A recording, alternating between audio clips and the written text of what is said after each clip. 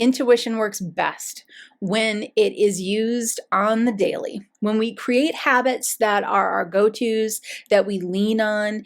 And today I want to talk about establishing intuitive habits and check-ins for yourself when it comes to either a spiritual business that you are building, or an intuitive calling that you're following, and or just your life path calling as well. So let's jump into this today. We're going to end this session with some great techniques, great practices, and you're going to build some habits. Right out of the gate, I want to start this episode talking about who the episode is for. Right? I can make the joke that the episode is for anyone that has a calling and for anyone that doesn't have a calling yet, which is everybody. But here's the deal. Before we ever come down here, we create kind of a blueprint of the life that we're going to have. And this blueprint involves all of the major experiences that we're going to have and the major things that we're going to do. For example, someone might have a blueprint. This is my favorite example. Someone might have a blueprint that says, I'm going to come down here on earth and I'm going to help children. Now, when we come down here, that can look a lot of different ways. And it's not until we get stuck in the human concepts that all of a sudden we start saying one way is better than the other. Not a fan. You know me. I don't like that. I don't like this is the right way, this is the wrong way. Personally, I like that everyone's path is everyone's path. And one person might come down here to help children and work for a nonprofit, make a generous salary, just the comfortable living salary, work for a nonprofit for their entire lives, be absolutely fulfilled. Somebody else might come down here, start a toy company that is educational toy company, and it helps so many kids and they make a whole bunch of money at the same time. Somebody else might come down here and have build a daycare center. Someone else might come down here and have 6 kids. But what I want to do for this session is remove the concept of money, but still discuss how we use our intuition on the daily in more of a business style, right? How can we apply our daily practices, checking into our intuition, which I want to give you a couple today. How can we apply these practices in a systematic manner that we get used to checking in just like we would at a job? Just like we would with any other routine, right? So for the rest of this session, we're not going to talk about money. We're not going to talk about position or how many people we help in the world or who we help in the world or how we do it for that matter. We're going to talk about how to structure your day around your calling and check in with your intuition to enhance what you're doing, how you're experiencing it, and your own joy. Now, let's start with this because a lot of my listeners are spiritual entrepreneurs, and this entire session, you're going to be like, I gotcha. I'm using it. If you're running a spiritual business or thinking about opening up a spiritual business or an intuitive business, this is a fantastic episode. Take notes. Start these practices as soon as you can.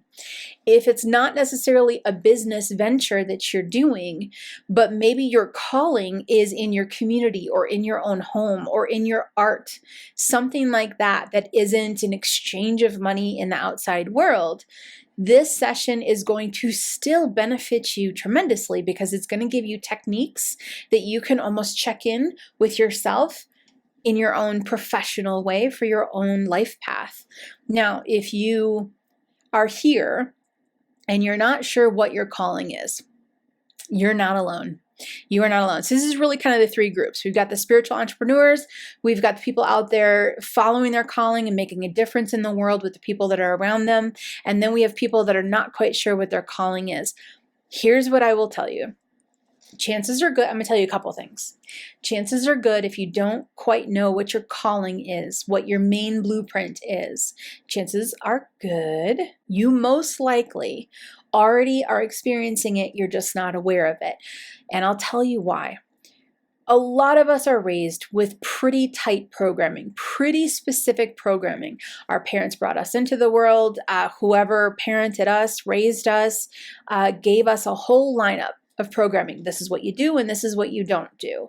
And sometimes we fit into that on such a regular pattern and habit that we don't go outside of that pattern. We don't go outside of that programming. And sometimes our calling is outside of the programming, but it does start to show up like fabulous Mother Earth weeds overtaking an old sidewalk, right? Our calling will come in and it'll interject in little ways until it kind of hooks you and you say, okay, oh, wow, I think I want to do this. This is why a lot of times it's the middle of our lives that we tend to have a lot more aha moments around our calling, because we have a little bit less restrictive life and a little bit more freedom, hopefully, or we've been through it. We've seen it, now we see it more clearly, now we actually know what we want. So the older we get, the more this happens. This can happen for somebody younger as well, absolutely. I hit a huge tipping point right around 27. So it's not necessarily the age, it's the experience that you have. If you're not quite sure what your calling is, I would give you a couple of suggestions. Then we're going to jump back into using our intuition on the daily and some practices. If you don't quite know, here are a few suggestions. Number one, start paying attention to some of the things that are already happening that you get pulled into and you love to do. And here's the key, you lose track of time when you're doing them, right? Someone says, what if I lose track of time when I'm doing video games? Maybe there's an aspect to the structure and the creative tendencies around, how you navigate through video games. There's something in there that is connected to how you are uniquely wired. Pay attention. What if I lose track of time doing this thing that somebody else says is lazy? I could give you 50 examples of someone loving something that someone else said is lazy, and then that turned into something absolutely amazing and incredible. The key to really discovering your calling is letting go of everyone else's preconceived notions around it. If you love to do something, it's more important to fill your soul and raise your vibration with that activity, that giving, that caring, that you will put a ripple effect out into the world by following that calling. Lastly, what I will say before we jump in, when it comes to discovering your calling or discovering what you want to do in the world, what you maybe want to bring out into the world, maybe who you want to help in the world, all of these categories, step one is to acknowledge that you have a calling, that you have a blueprint, that you have multiple reasons for being here.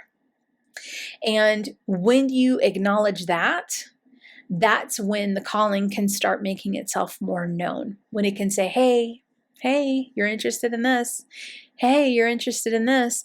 Perhaps it raised its head up at a point in your life when you were a little less stressed and things were a little bit more relaxed, and you thought, oh yeah, I really like this in my life more than this in my life. And you were able to kind of take a step back. When we are in a heightened state of fight or flight, or we are in a heightened state of stress, we don't look for that calling. We don't look for what fills our soul, what lights up our spirit. We look for the thing that's going to get us from A to B with as much ease as possible. So for those soul sisters of mine who have been in fight or flight for a long time, it's time for you to say to yourself, I do have a calling. I do have multiple reasons for being here. I do have things in my life that when they come in, they will light up my soul, and I will be driven to follow them. So give yourself the time to think about what really lights you up, like really inspires you, what really sparks joy. What is that thing that you don't want to stop doing, right? And someone says, well, Bo, I just like putting together jigsaw puzzles. That doesn't bring anything into the world. That doesn't help anyone. Have you ever seen the jigsaw puzzle tournaments? Just watch one. Just watch one. Every person that has attended one of those tournaments is having the blast. And those are memories that they will never forget. And every person in there is bringing in a ripple effect for everyone else in there. Okay, there's going to be a couple people in there that take it way too seriously. But seriously, if you want a really good concrete example of how it doesn't have to be anything connected to money, anything connected to society advancement, anything connected to what society would deem as good versus bad, let go of that. What lights you up? What sparks you? What do you do that you get lost in time and you love it so much? That's part of your calling. Pay attention and it'll start to unfold. Now, when it comes to our daily habits, as I started here in the beginning, when it comes to our daily habits with intuition, when we get used to having that check-in, our intuitive channel gets used to us checking in. So I'm going to say that again. When we get used to checking in, our intuitive channel gets used to us checking in. So we've heard people say, oh, your intuitive channel is like a muscle. The more you use it, the stronger it gets. I'm going to change that just slightly. Our intuition is like a channel, right? It's like a tunnel. And every time you walk through the tunnel lights up. And so if you keep walking through that tunnel, the lights will stay on. So the tunnel doesn't get bigger, it doesn't get better, it doesn't get stronger, your intuition doesn't get more accurate. The lights on the tunnel stay on more consistently. And so the messages that come through that tunnel to you come through with more accuracy, more clarity, and what can be seen as stronger. But it's always there. It's always there. It's just if we're not using our intuition, if we're not walking down that tunnel, that intuitive channel that is a tunnel, then the lights, they're on the timer. They shut up after a little bit. And if we don't use it for a while, we gotta go back in there and turn the lights on. But if we're using it on the regular, our intuition will give us messages on the regular. That's the overall biggest message of today, but I want to give you practices to do this. I want to give you practices, and they're going to feel a little bit kind of corporate. I don't mean to make it a corporate thing, but I am a business person. And I have seen so many of my students thrive from applying intuitive habits and practices in a kind of almost business style, right? Here's the first one. I'll give you an example. The first one would be no matter what you're doing, if you have spent an entire day puzzling, or if you have raised 6 kids all day and they just went to bed, or if you just created the logo for your Reiki business, or if you you just finished doing 3 readings for 3 different clients for your spiritual business. Whatever that is at the end of the day, here's my question to you. Do you give yourself 10 minutes to do a check-in? Do you give yourself 10 minutes to review? Because you do in a job. In a job, you will have reviews, you will have team meetings, you will have, let's get together and let's see how that project went. Whatever the project is, whatever the period of time is, and I tend to tell students, hey, try this every single day because it's helpful to do it on the daily. But whatever that project is, if you approach it as, a project and say, okay, yeah, well, I got all of the kids set up for the first day of school. I just dropped them all off. I'm in the car. I'm on my way home. Everyone's going to be in school all day. I'm going to take a deep breath. We do that, right? But have you taken a deep breath and just checked in with your intuition to say, hey, is there anything I need to know? Whatever project it is, whether you're looking for office space for your business, whether you just dropped off all your kids for the beginning of the season, for the school year, whatever that is, at the end of your project for your calling, we don't care what anyone else deems a project or not. You know what your projects are in your life. When you get done with that project, sit down for 10 minutes and check in. Here is a key to the check-in. Do not allow your left brain to check in and analyze, because we can analyze all day long. And you know where analysis comes from? It comes from the old programming. It comes from the programming that we were given. It comes from every single person in our entire life that has said to us, this is right, this is wrong. Instead, what we want to do is we want to sit down with the right brain. So the left brain is very analytical. It can get in the way of intuition. The right brain flows. The intuition flows through the right brain. Now, That's very basic, and there's a lot of nuances to that, but that's a generality. When it comes to sitting down with this check-in, how do you feel? How do you feel? Don't push the narrative. Don't push anything. Ask some questions. Just take a deep breath and sit with it and say, how did that project go? How did it go? And feel.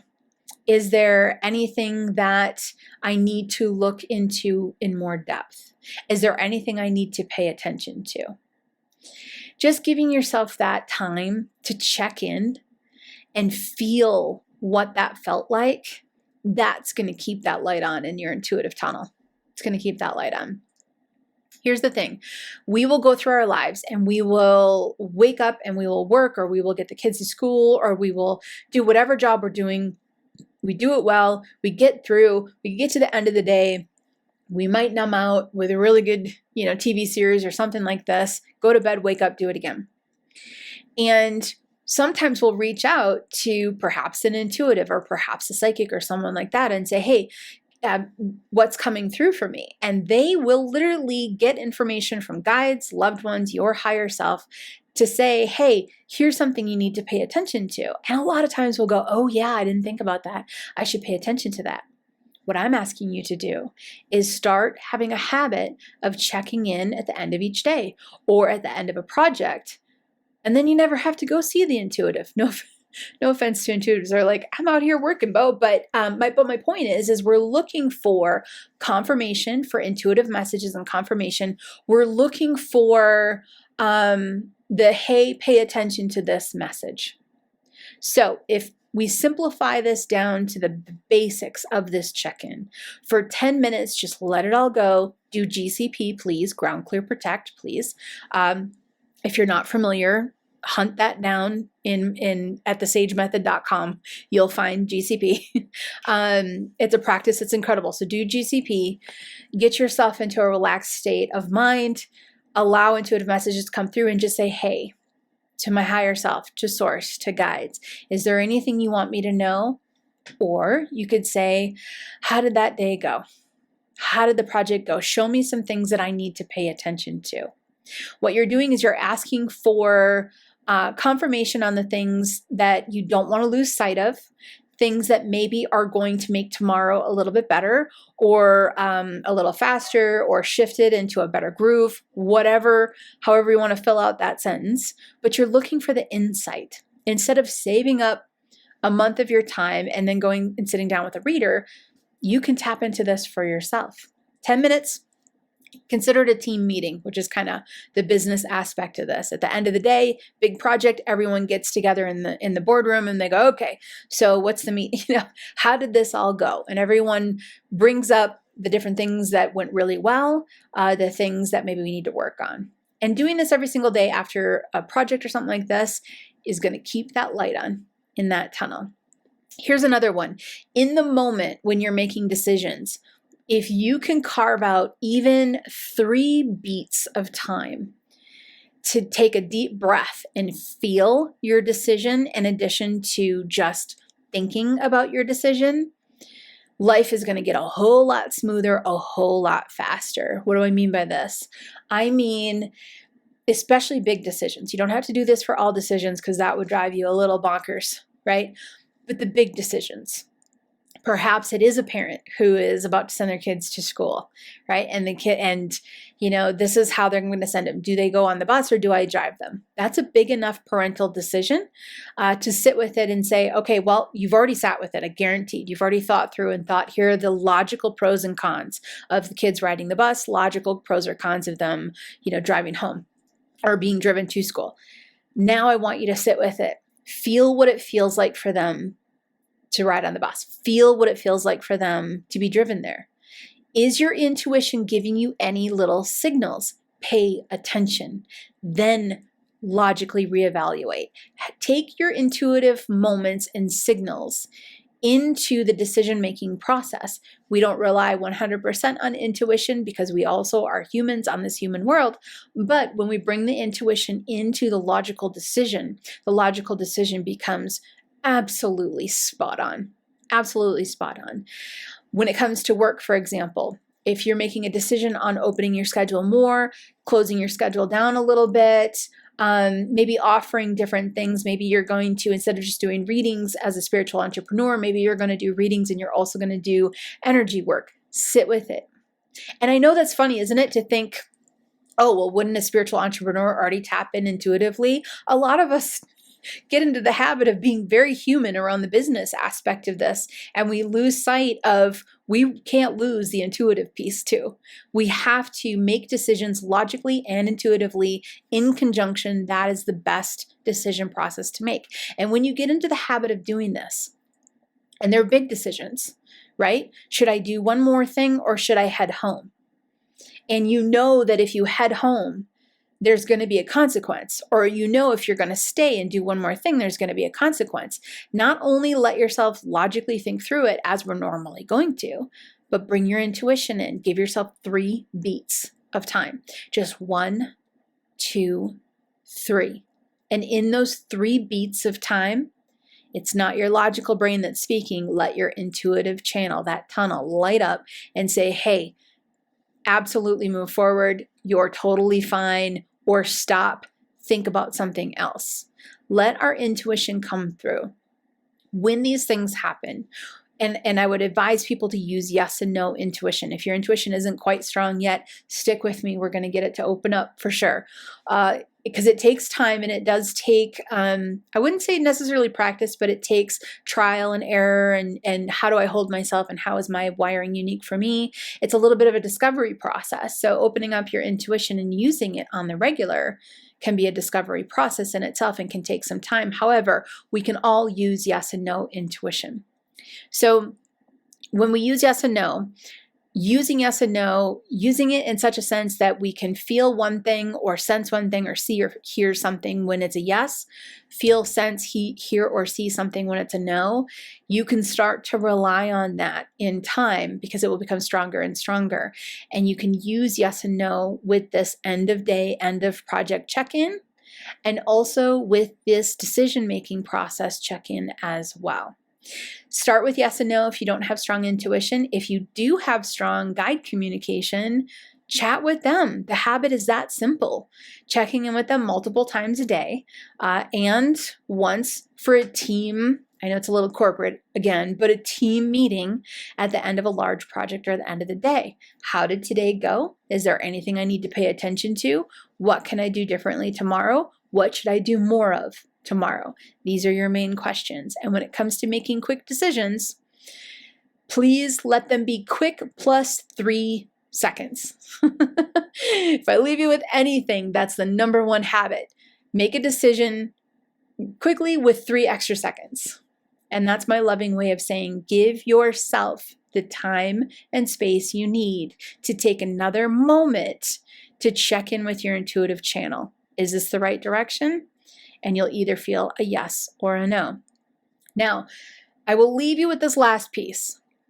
Whether you are thriving in your spiritual business, want to start a spiritual business, just started one, but you weren't quite sure, bringing this intuition in your day-to-day practices and your day-to-day decisions is going to streamline so much of the business side of what you're excited to do in the spiritual side. For those that are following a life path calling, this decision process is going to bring more into your life every step of the way. My hope for you, by using these practices when it comes to instant decisions or end of the day wrap up team meetings, my hope for you is that every day that goes by, you bring in more of what you love and release more of what you don't love. That is the key to joy.